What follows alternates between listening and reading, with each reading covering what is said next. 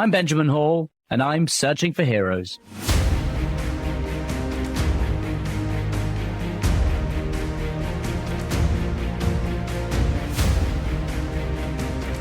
Well, hi everyone, and thanks so much for joining me on the podcast today. I hope you all had a wonderful Father's Day, whether you spent it with the important men in your life or whether you're a father yourself. Look, for me, becoming a dad has been one of the greatest things that's ever happened. I knew the moment each of my daughters was born that I would do absolutely anything to make sure they were happy, healthy, and safe. And in fact, as I read this, one of my daughter's heroes next to me anyway. Say hi, hero. Hi. Obviously, this is a feeling that so many parents experience when they have children. That innate sense to ensure this person that you've brought into the world is given the best life possible. Well, my guest today, Danny Combs, felt the same way when his son Dylan was born. And when Dylan was diagnosed with autism at age 2, Danny was determined to make sure his son had every opportunity to thrive. But as Dylan got older, Danny couldn't shake the fact that all of his son's therapists were focused on what Dylan couldn't do, not on what he could. And what Dylan could do was pretty amazing, like building complex Lego sets all by himself without any instruction when he was just 3 years old. In response, Danny sought out to find a strength-based program that focused on Dylan's skills, not solely his struggles. When he realized that nothing like that existed, he was stunned. And he found himself at a crossroads. Should he keep chasing a music career in Nashville or take a leap and create something new? Something that could truly help Dylan and kids like him. In the end, the choice was clear, and Danny founded TACT, Teaching the Autism Community Trades, a program that empowers young people with autism by focusing on their strengths and teaching them real-world skills. Today, Danny shares the story behind TACT and the incredible impact it's had, not just on his own family, but on so many others.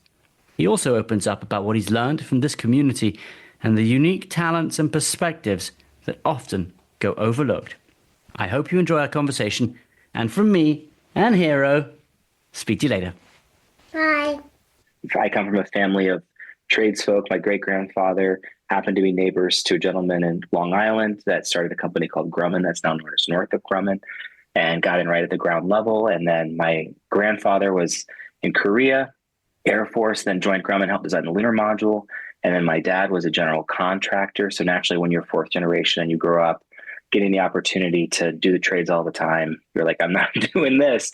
And so you go to Nashville, and it worked out really well. I got a music degree, and I had the shortest interview of my life. I'd started working for a company called TBA Entertainment and a gentleman named Mike Atkins. And the gentleman that interviewed me, his name was Greg Lucid, was just such a great guy. It was the shortest interview of my life. I walk into this very fancy, hip, music downtown Nashville place. And a buddy had set up the interview, and he goes, "Hey, I hear you're a really nice guy." And how do you respond to that, in an interview first thing? And I was like, "Well, thanks. I'd like to think so." And, we start talking. He's like, "Great, you're hired." And it's like, "Well, that's it. You don't want to hear me play, or you don't want to hear anything else that's it?" And he's like, "No, we want to work with really good people that we want to be around." And I always just appreciated that. And then that's led to getting to play with musicians, tour with musicians, do studio work, editing, publishing, publicity, a whole bunch of different things. And ultimately ended up getting to teach in Nashville too, and help write the music curriculum that, became the way they teach music in Nashville. And it was just an amazing experience. And then, I never wanted to have kids. I regularly admit that. I'm so glad I did. I mean, it's the best thing I've ever done. I don't know what I was thinking. And so that's why Bob Dylan, musician, yes, you'd be 100% correct in putting those two together. And Vanderbilt now in Nashville has the amazing Frist Center, which is incredible. And Dr. Strauss and Kayvon and Jessica and Dave and the team, they're amazing. Not a long time ago, over a decade plus ago, when Dylan was first diagnosed with autism, I had to leave Davidson County and go to surrounding counties to get autism services. And just then, as it is now, they don't really tell you what next steps are. They give you a book. And by book, I mean a 3-ring binder with flyers in it. And they're like, "Here you go. Good luck." And it almost feels like you're stuck and you're afraid. You don't know what it means. You don't know, all these thoughts went through my head that were arrogant and selfish of am I going to be a grandfather? Am I going to have to take care of my kid? Isn't my family name not going to live on? I mean, it's very selfish, but just being honest. And then when I started recognizing all the things that Dylan could do and all the things he could achieve, I mean, he was 6.5 before he could say, "Hello, Dad, I love you." But at 3, he was making these amazing things. I was that dad that let my son play with scissors, and he would cut these incredible things out with cardboard and build all of these Lego kits from scratch without actually looking at the instructions. And I started hearing or recognizing his strengths, but all the therapists ever talked about were all of his deficits and what was wrong. And so I started looking for a strengths-based program that could elevate him. And I couldn't find anything. Everything was deficit-based. And I wanted to use the trades because that was my family background and could find that Dylan was really good at it. And I had the chance to meet Dr. Temple Grandin, who's amazing. And if you don't know who she is, I'd love to talk about her. She's incredible. And I said, "Hey, I've got this idea. What do you think?" And she's like, "You need to put down your guitar and go do it." And that was the catalyst. That was the straw that broke the camel's back, that I was finally like, okay, yes, I will go do this. Yeah. And it's turned out to be amazing. Yeah. And because I know you've described Dylan's diagnosis not as a limitation, but as the discovery of his incredible abilities. And I just think maybe that there is a misconception in the world. Maybe so many people like myself didn't quite understand autism. We don't know enough about it. And even as you said, the experts were just talking about the limits. It must have made you quite upset at some point. But how do you explain this poor diagnosis? How do you explain that so many people don't really understand autism? That's a great question. When you get to the medical stuff, that's beyond my pay grade. But there is no genetic markers for autism. There is no quantifiable way to identify it. It's not like they can do a blood test or an MRI scan. It's, a group of doctors and psychologists, and they get together in a room, and it's very qualitative, and they're looking for various things. Can I ask, what age did you discover then that Dylan, was autistic? Was it immediately, or was it after a few years? He was around 2 years old when he was diagnosed. But the things that really started bringing it to our attention was when we'd go to like public parks outside, Dylan showed no interest in engaging with other people around. Like a lot of kids, they're very social, they want to play in the sandbox and share toys. Dylan didn't do that. When coming to like movement and speech, actual engagement, he seemed very socially isolated in a lot of ways, where he preferred to take time by himself a lot of the time. Does it make him, is he afraid when he's surrounded by lots of people, or he just doesn't feel like interacting with other people? That's a great question. I think now that he's older, it's like he feels like he doesn't want to. I think he actually enjoys being around people. At the time, he couldn't communicate what he was actually thinking, but it seemed like he just was completely just oblivious to everybody around him and in his own little world. And then, Facebook was really taking off, and all of our friends were posting pictures of their kids doing all these different things and all these milestones and achievements. And it left his mom and I thinking like, okay, our kid isn't doing this. Like, that's why I got off Facebook, because I was seeing like all these other parents, boasting about their kid. They should. That's awesome. Good for them. Not to belittle that at all. But it started raising red flags of like, why isn't our kid doing this? Like, what's the difference here? And you're right too. When you go to those doctors and you meet with them, they don't come to you and be like, your kid's autistic. That means they're going to do X, Y, and Z, and this is going to be like. It's not that. It's almost like this grave, sad interaction. I made them cry.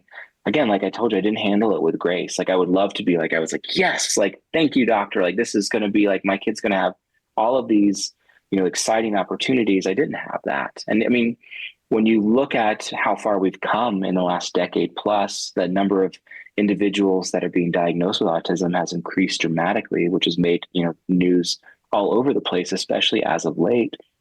It's Even 1 in 36 children nowadays, is that right? It's 1 in 31, actually. They just changed it. So, and when you think of that, mind you, they only take it from 8-year-olds, and they only take it from a handful of states. So it's not like they go through all 50 states, and they're, again, being very thorough, quantifying the data.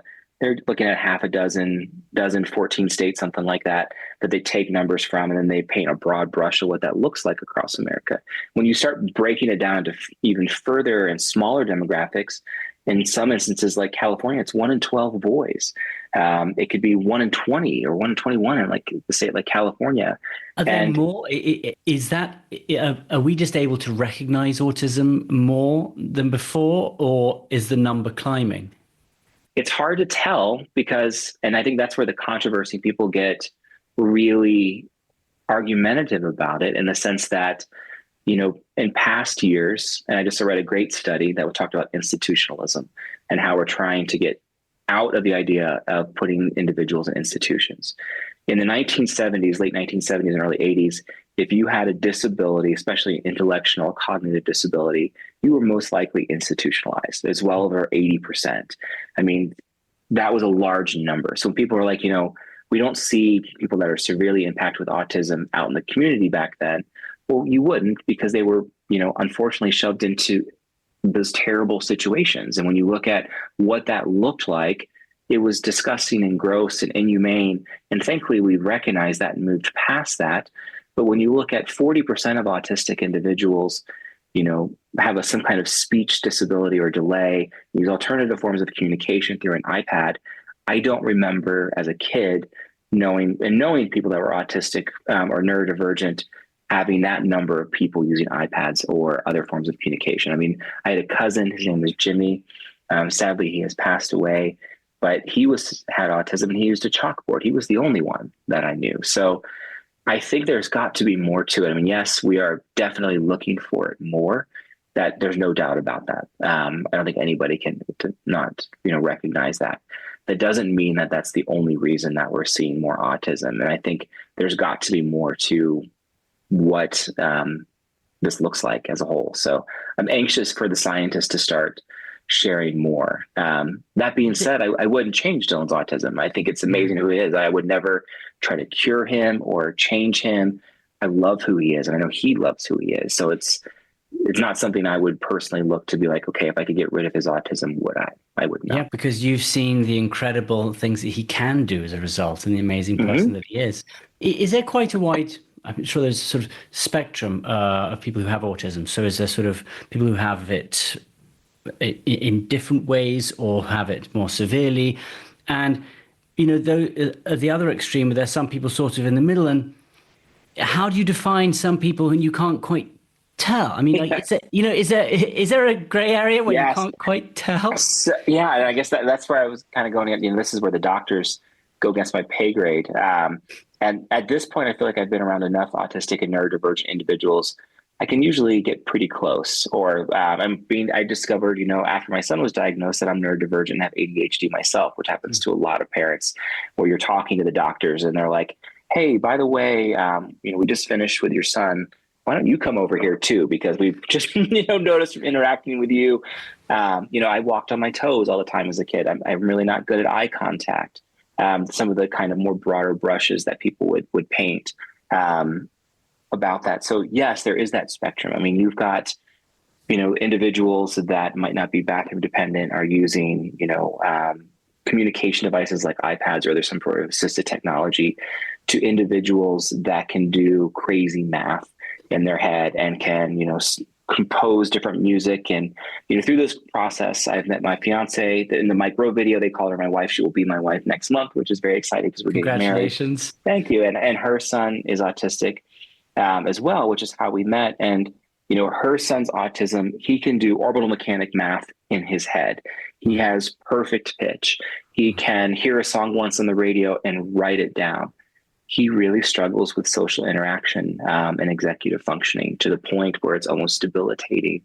And, that has been his great struggle.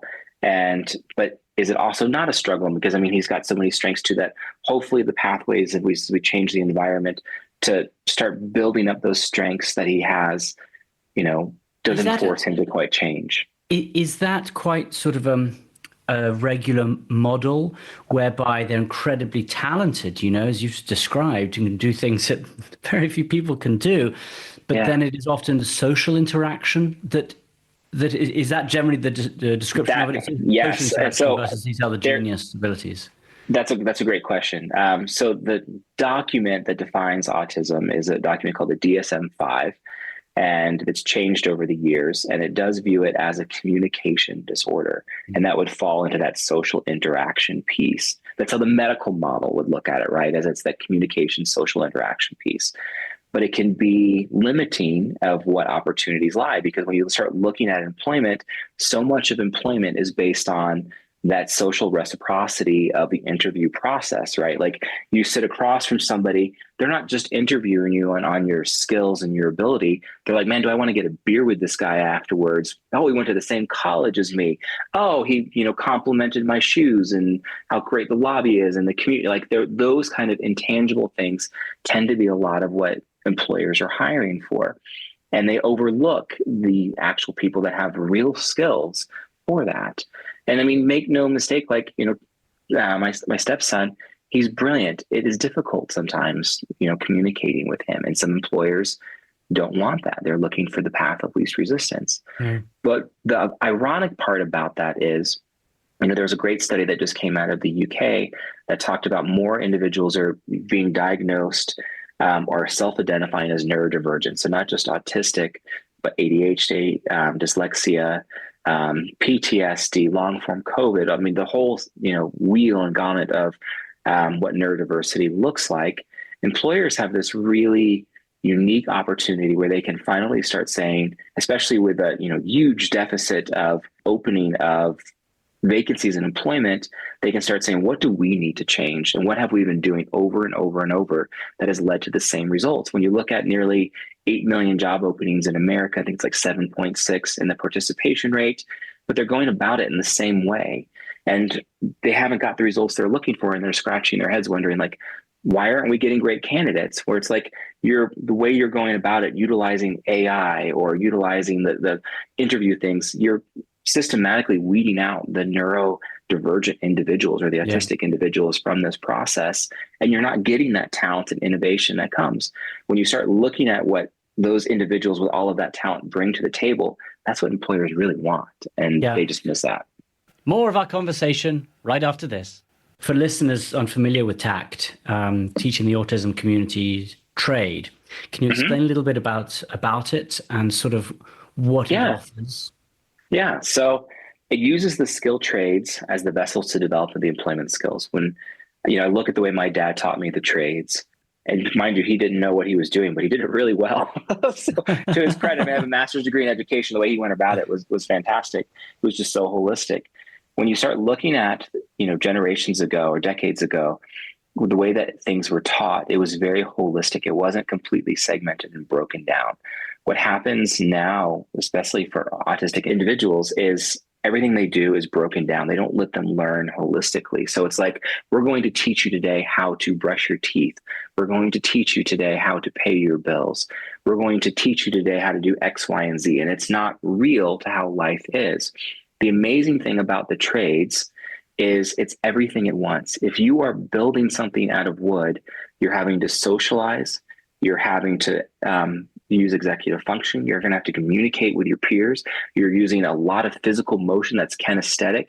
It's very different making something from wood and using math than it is sitting in a math class in a 4 white wall fluorescent, lit room with your feet right in front of you under your desk, filling out math equations. That's a completely different environment at that point. But what most educational individuals or doctors and professionals will recognize is when there's movement involved and there's projects involved, all of a sudden that sticks. We just don't do that anymore in schools. And so what TACT is doing is kind of approaching it from this very projects-based, hands-on, holistic approach and changing the environment so that the autistic individuals don't have to change themselves. And the trades offer so many opportunities for employment. When you look at a 90% unemployment rate, that's just for autistic individuals, or 85 if they have a college degree. That's a large number to overcome. And they've gone about it in the same way. We want those that are employed, they go to federal agencies or state agencies and they try to get resources, but they don't get real choice. They get pushed into this little gamut of like, you can go work at a coffee shop. You can go do bag groceries. You can fold napkins at a restaurant. And if that's what somebody wants to do, man, that's awesome. God bless them. Like, I hope that, fulfills them, and that's pretty cool. The trades offer opportunities for advancement, for, real careers. And there's a difference between a job and a career. And so TACT uses like welding, auto mechanics, carpentry, electrical. We call it tech for the trades, which is like looking at engineering and architecture, culinary, and it's using those as, again, the vessels to develop those employment skills so they can then step into those careers. I mean, and it simulates the work environment. Sorry, I didn't interrupt you, but yeah. No, I mean, I was just going to ask a follow-up question on that. It's cybersecurity, it's 3D modeling, it's these incredibly sort of high skill, high demand careers. And how do you identify the right pathway for people going through TACT? I mean, do they sit down with you and then you identify which path they should follow, and then you give them specific training based on that path? Or is it a wider sort of, this is how you get through the That's a great process? No, it's a great question. I'm laughing because I always tell everybody we don't listen to parents. Parents get offended by that, but just being honest. So, and I like to give this example before I clarify further, but we had an individual come to TACT when it was first starting. His parents were like, he really wants to do cybersecurity, and he would have seizures about every 45 minutes. He would get up in class and move around. Like, it just wasn't working. And because you would have to sit at a desk at a computer, and because of those conditions, that was automatically and we were young in our infancy of like building the program and developing it. And it was just clear that this wasn't working for this individual, but we listened to the parents. They said, he wants to do cybersecurity. We're going to put him in cybersecurity. On every break, he would walk up to the carpentry shop and like put his hands and his face like up against the window, looking into the carpentry shop. And we're like, okay, he does this every day. Clearly, he's interested in this. And so we tried it, and he went out there and he sanded for like 3 hours straight, no seizures, just focused, worked, and just absolutely crushed it. And we realized, like, about the medical benefits to that. 100%. I mean, like, when you start looking at his, emotional, his cognition, his happiness, there's so many other elements that get pulled into that when they're placed in an opportunity that fulfills them. But he would never know that, because as shop classes are leaving schools, as people look at, autism as a deficit, they don't let people in. When TACT started, we were turned down for insurance 13 times because insurance companies were like, wait, you're going to put autistic kids on a table saw and on a welding torch and, all these different, situations that they're going to, quote, get hurt. And they didn't believe that was possible. So what we do now is, or what TACT does now is, it has camps and workshops that work as the entry point and experience points. We want to give kids these very low level, not big requirements, opportunities to explore, discover, and create. Is it one site? So yeah, it's right now it's like a 19,000 square foot facility just outside of Denver, Colorado. And when you come, and I would love for you to come and see it sometime, like, it's set up very, again, holistically and organically. Like, it doesn't feel like a classroom. But again, when I keep talking about the environment changing, we embrace this notion of universal design, where it's like anybody can come in and benefit from that. And so we give them these opportunities where if they don't like it, great. You didn't like auto mechanics? Let's try welding. Oh, you didn't like it? You liked carpentry? Great. Now you know. And we're measuring all of that time, their fine motor skills, their frustration tolerance, their executive functioning. We're still looking at what those things the medical model would, quote unquote, look at, but they're not our gauge. They're not our, what we're measuring everything by. We can just adapt and kind of differentiate and customize what the instructional model looks like for them. And it allows them to be successful. And then when we change the environment and it simulates what the job site looks like, then when they get to the job, they're that much more successful. Because anybody knows that has gone through school and been educated and gone through college, right? It looks nothing like the actual job site. It's a completely different experience. And so for autistic individuals and neurodivergent individuals, a lot of times that can be a sticking point of anxiety and become a barrier. So if we sequence it where it's like they're practicing and learning in an environment that looks like what the employment opportunity is going to look like, they're so much less anxious to step into that job setting because they've already been in something that simulates it and feels like it. Could you imagine sending astronauts to space in an academic classroom and being like, okay, you've learned all about space. Now you're going to go into space. Heck no. NASA has those individuals practicing all the time, right? In the suits, in the experiences, they're trying to simulate that.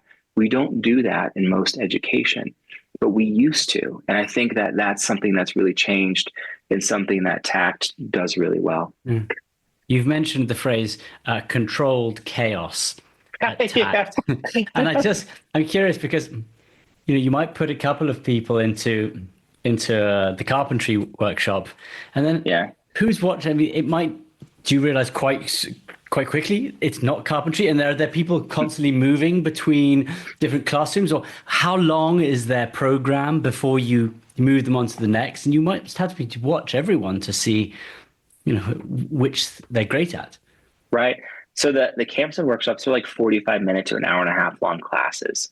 And those are those entry point opportunities. Once we've found their pathway, then it's competency based rather than timetable based. And so then they'll stay with us. Some individuals, they get certified in 6 months. Some it takes 2 years.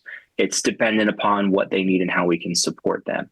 But again, it goes against the traditional educational model of, okay, the semester starts in August and then ends in December, then starts back in January.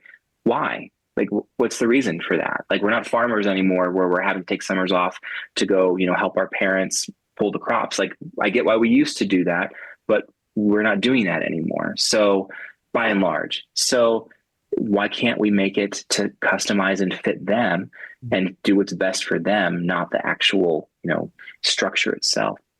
And so it is controlled chaos in the sense that every student is a different project. But that's where learning comes in, right? When you and I were probably in school, we were given a textbook and it was like, okay, start on page 5. And by the end of class, I want you on page 10. We answered the same questions in the same sequence, but we didn't probably learn the same way. And so if we can give students a group of wood and we're like, okay, I want you to build a doghouse. I want you to build a chicken coop. What's the difference?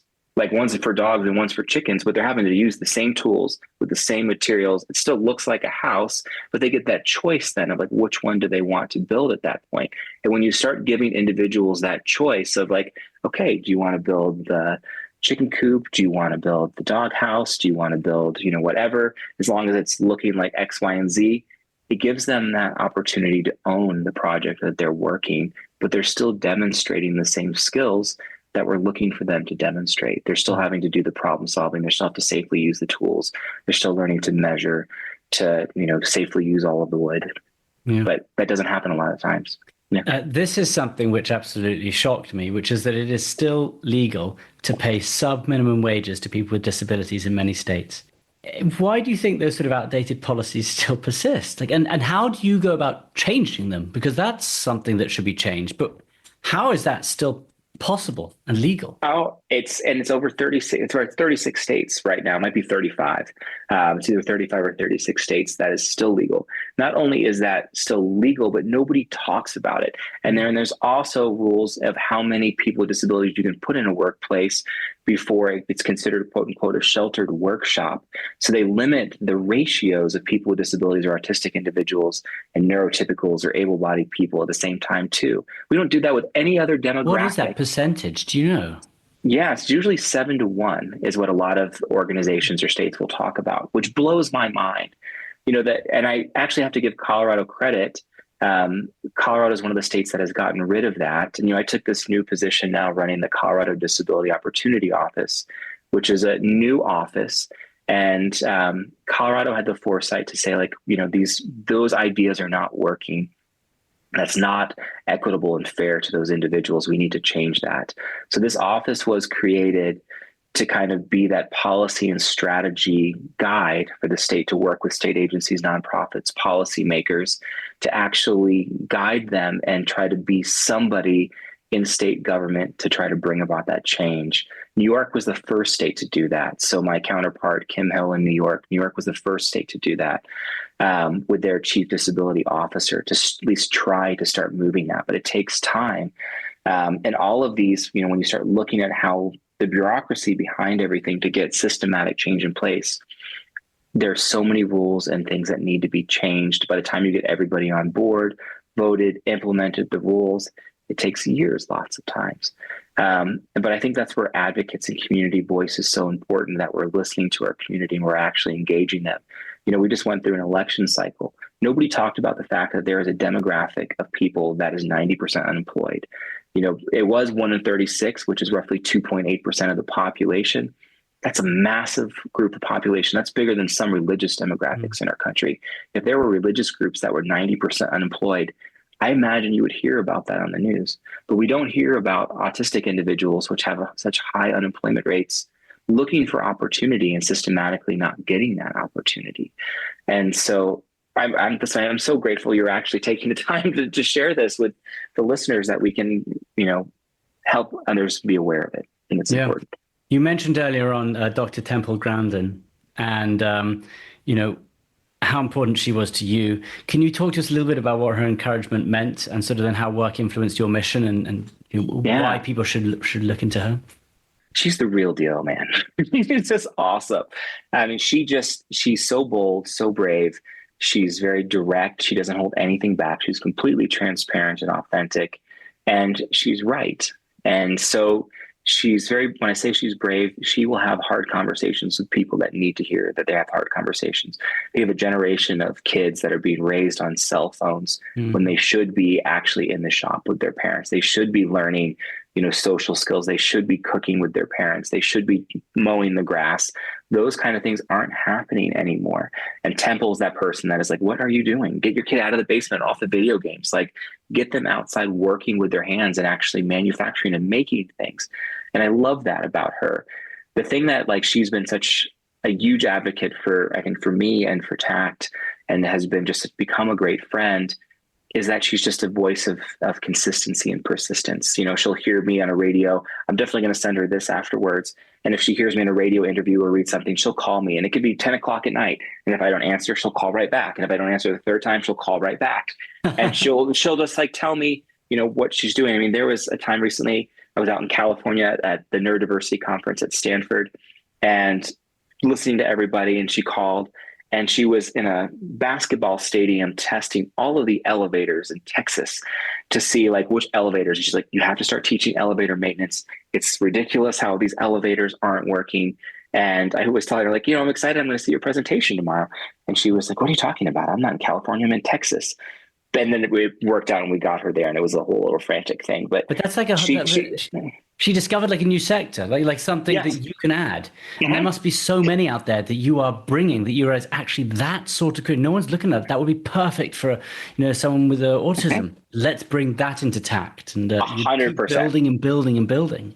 Well, that's what we need, more people doing this. I mean, we need more organizations being like, okay, you were turned down 13 times for insurance. Maybe I can get it done in 12. The fact that that's still taking place, I mean, that was 2016 that we were turned down 13 times. The fact that TACT is still the only program like this in the country and has having the results that it's having, we need others paying attention to that. Well, now you were hoping to expand nationally this year. I mean, what is your vision sort of for where TACT can go? What kind of future you really want to help to build for people who are on the spectrum? Yeah, it's a bunch of different things. We want to bring the programming to states that, it's tricky in the sense that, transportation is also an issue for our community. So unfortunately, bringing it to rural environments, there's not infrastructure for public transportation. So it will most likely be in metropolitan areas. So we're looking at is everyone at TACT, they live quite close? Are they in the area and they just come in or out? Or do some people actually come from further from outside the states? We have had families move from other states, could come from all over the country. We had a judge from Chicago leave being a judge in Chicago to move to Denver for his son. And his son's now working at a car dealership. But he's like, there's no program like this in Chicago. I've got a great job, but my son comes first, and like picked up and moved. People will come from all over, especially for the summer camps and workshops. But for the main Monday through Friday, traditional, comprehensive education school transition program, it's usually within an hour or two radius that parents will drive them, or public transportation. Some take the trains, buses, different things like that. What ages do you start at? Great question. So people always get a little wide-eyed when I tell them this. For the camps and workshops, it's usually as young as like 6-year-olds. That isn't to say that we put 6-year-olds on welding torches and tail. I like to be really clear of that. But you can get 6-year-olds doing like makerspace type stuff, getting them doing textile arts, getting them to do some light woodworking, aren't using power tools or different things like that. But to get them excited to be like, this is fun. Like learning how to work on my bicycle, learning how to build something. This is exciting. But the main bulk of the program is broken down to high school and transition age kids. And then there's what we call in the autism community, the cliff, which is age 21. or some states it's 22, where the services stereotypically end, where state services run out, federal programs run out, and those families are left like, oh my God, what comes next? And so we have a large program for people that are over that. And we have students that are 40 years old plus that come in and actually finally get those job skills. And it's really powerful when you see an individual, in their 30s come to a program, hold up what they've done as like their trophy. And you see their parents who are at this point, a lot of times, in their 60s or their 70s, crying, being like, I've never seen my child succeed and get the opportunity to express themselves. Mm-hmm. And it is so powerful when you see something like that. And it's also heartbreaking when you see how many families have been trying for so long to give their child the opportunity to be successful, to have a job, to be integrated, to be part of community, and be regularly and systematically turned down. I think that's what makes TACT extra special and what gives it such an important role in the community. We'll be back in a moment with Searching for Heroes. It's so interesting because I think of, I've got 4 kids, and one of them she's probably the most incredibly intelligent of all 4 of them, but she's excellent and amazing at some things. And I don't know if it's a bit I think it's dyslexia, and like there are some numbers no can do. And yet she wants to create something or be creative, can do something unlike anyone else in our family. It's absolutely amazing. And already I'm thinking, I hope that when I take her to interview at a school, I want to go in with her and say, don't just look at that, look at those talents. And 100%. It's not autism, but I feel that as a parent as well. I'm like, please look at the talent, look at this incredible thing that she can do, which others can't. Yes. And I guess maybe that's feeling exactly what you were feeling on a much smaller level. But how do you lift your kid up? How do you say, look at the amazing things they can do? No, we're completely aligned. And so if she is dyslexic, let's just say, if it's okay to use that as an example, she would fall into the neurodivergent group, like autism or ADHD. And with that, and what does that look like? When you start looking at dyslexic adults, 35 to 40% of entrepreneurs in this country are dyslexic.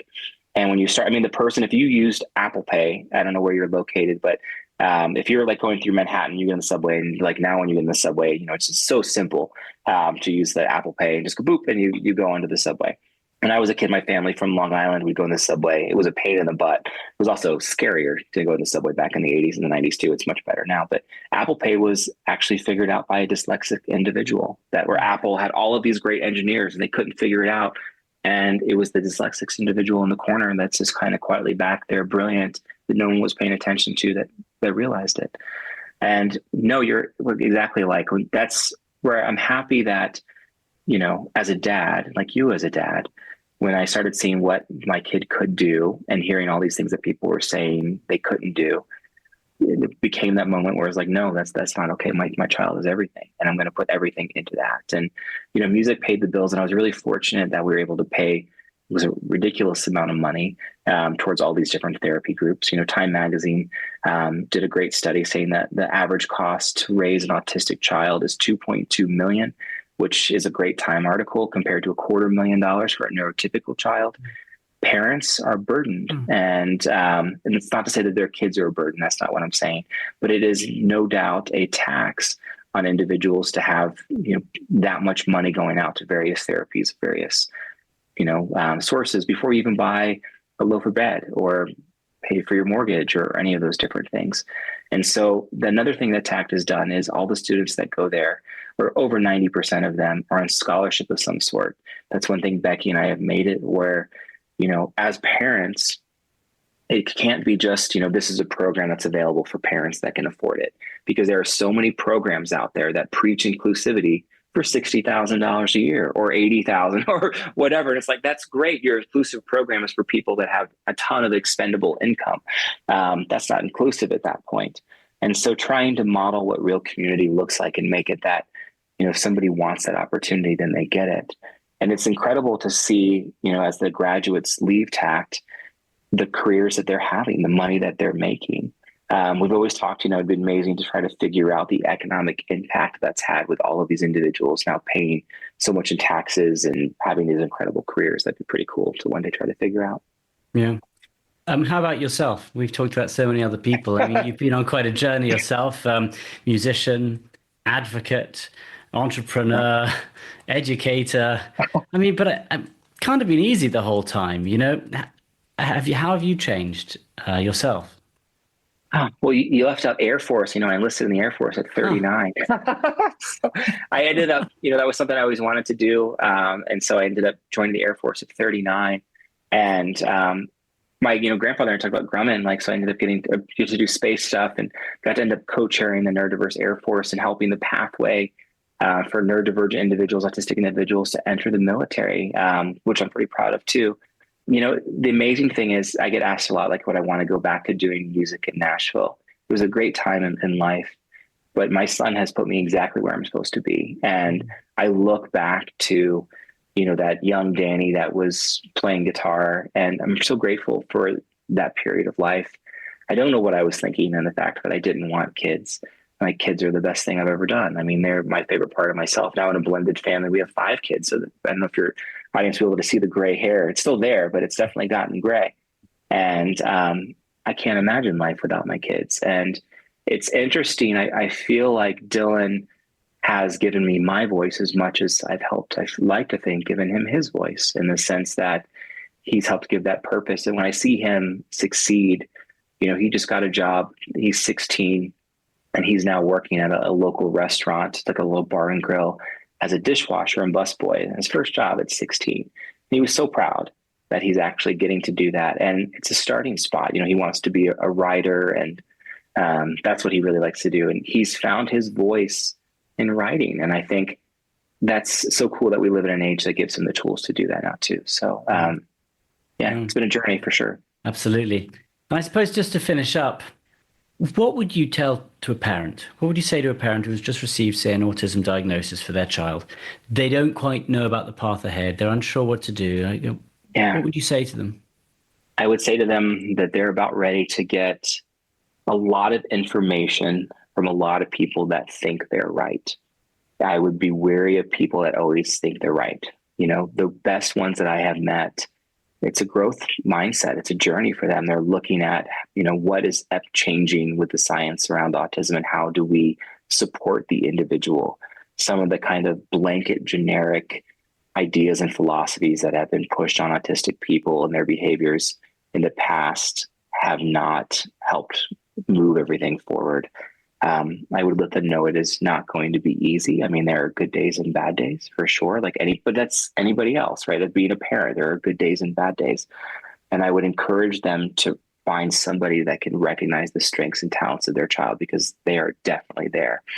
Can I give one last story, if that's okay, real quick? Please. So we had obviously an autistic individual come through TACT. He was in a program that only looked at deficits. And for 4 years, they tried to teach him to find his lunchbox in a cubby for 4 years.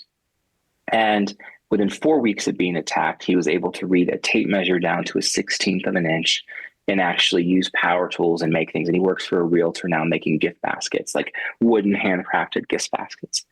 If an individual is set up in an environment that helps them discover themselves and their strengths and talents, they're going to be and have the opportunity to do amazing things. And I would encourage parents to do that, because there are programs like TACT that are doing that. And I would only hope that they don't give up and try to find those programs for their kids and themselves. Yeah. Danny, thank you so much for joining me today. Thank you for the incredible work you're doing, almost giving a voice to a group of people that hasn't really been given that voice or that opportunity. So, thank you for everything you do and for being a guest today. I really appreciate it. Thank you so much. I've had a blast. I appreciate it. Hey, thanks. Thanks for listening to Searching for Heroes. Listen ad-free with a Fox News Podcasts Plus subscription on Apple Podcasts, and Amazon Prime members can listen to this show ad-free on the Amazon Music app.